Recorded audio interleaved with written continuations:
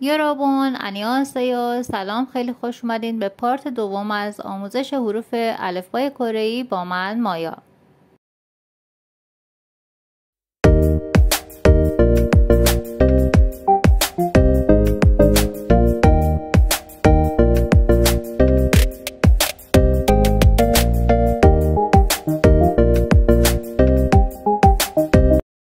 آموزش امروز حروف بی صدای مشدد و حروف جایگزین در زبان کره‌ای.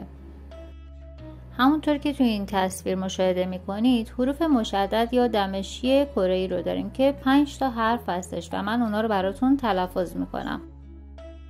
اول از همه این نکته رو بگم که حروف دمشقی مثل حروف فارسی تشدیددار هستن و مانند حروف بی صدای دیگه 2 تا تلفظ ندارن، فقط یه دونه تلفظ دارن که اینجا براتون میخونمشون. از سمت چپ به راست به ترتیب براتون میخونم، لطفا موقع تلفظ تشدیددار تلفظ کنید. حرف اول صدای که. حرف دوم صدای د. حرف سوم صدای ب. حرف چهارم صدای س و حرف پنجم صدای ج رو میده. حالا یه سری حروف رو در حروف فارسی داریم ولی در زبان کره‌ای اونها رو نداریم و براشون باید یه کاری انجام بدیم. حروفی مثل ز، ژ، خ، ف و واو در فارسی که اینها در حروف فارسی وجود دارن ولی در حروف بی صدای کره‌ای وجود نداشتن. به نظر شما به جاش باید چیکار کنیم؟